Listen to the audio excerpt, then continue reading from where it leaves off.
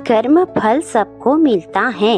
इस दुनिया में जो भी हमारे जीवन में आता है, चाहे वो बेटा हो, बेटी हो, दामाद हो या बहू, सब कर्मों का हिसाब लेकर आते हैं। जिसका हमारे साथ कर्मों का लेना देना होता है, वही हमारी जिंदगी में आता है। और जब लेना देना पूरा हो जाता है तो चला भी जाता है। यह कोई मनगढ़ंत बात नहीं है, यह जीवन का सबसे बड़ा सच है। आज हम आपको एक ऐसी कहानी सुनाएंगे जो आपको अंदर तक सोचने पर मजबूर कर देगी। राजेश एक बहुत अमीर आदमी था। उसके पास बड़ा घर था, अच्छी गाड़ी थी और बैंक में ढेर सारे पैसा था। लेकिन उसके मन में एक बहुत बड़ी कमजोरी थी, वो था उसका घमंड। वो हमेशा यही सोचता था कि पैसे से सब कुछ खरीदा जा सकता है और जो उसके पास पैसा नहीं है वो उसके सामने कुछ भी नहीं है। उसके बूढ़े माँ बाप गांव में रहते थे। राजेश शहर में अपनी बड़ी सी कोठी में रहता था, लेकिन उसने कभी पलटकर माँ बाप की खोज खबर नहीं ली। त्योहार आते थे जाते थे, लेकिन राजेश के घर का दरवाजा माँ बाप के लिए कभी नहीं खुला। कुछ सालों बाद राजेश के घर एक बेटे ने जन्म लिया। राजेश की खुशी का ठिकाना नहीं था। उसने सोचा कि यही बेटा उसका सहारा बनेगा, उसकी देखभाल करेगा और उसका नाम रोशन करेगा। उसने बेटे को बड़े लाड प्यार से पाला, महंगे स्कूल में पढ़ाया और हर ख्वाहिश पूरी की।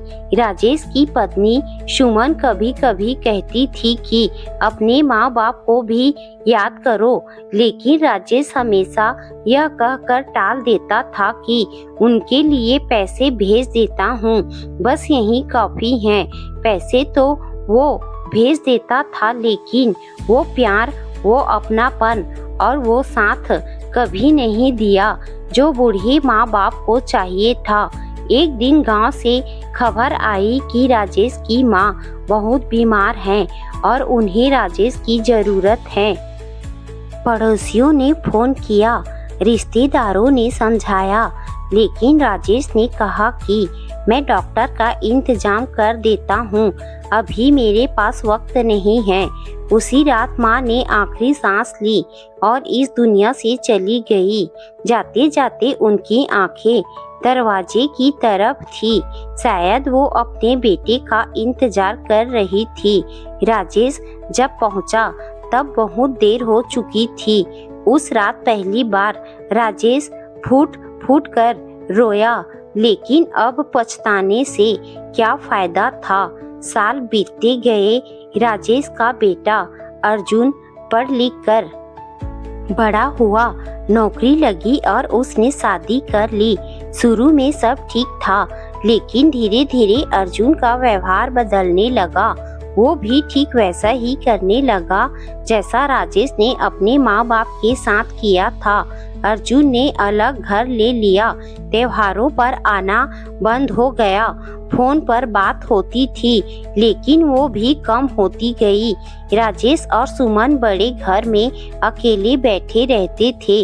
राजेश के पास पैसा था, बड़ा घर था, लेकिन वो सुकून नहीं था जो बेटे के पास बैठने से मिलता है। एक शाम राजेश अपने घर की छत पर बैठा था और आसमान देख रहा था। तभी उसे अपने पिता की कही एक बात याद आई। पिताजी कहते थे कि बेटा, जो बोओगे वही काटोगे, जैसा करोगे वैसा भरोगे। उस दिन राजेश को समझ आया कि उसका बेटा उसके साथ वही कर रहा है जो उसने अपने माँ बाप के साथ किया था। यही कर्म फल है। यह किसी के साथ अन्याय नहीं करता। जो जितना देता है उतना ही पाता है।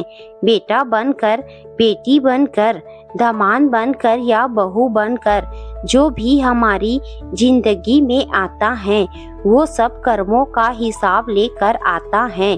जब हिसाब पूरा हो जाता है तो रिश्ते भी बदल जाते हैं। उस रात राजेश ने अर्जुन को फोन किया और कहा कि बेटा, मुझसे गलती हुई।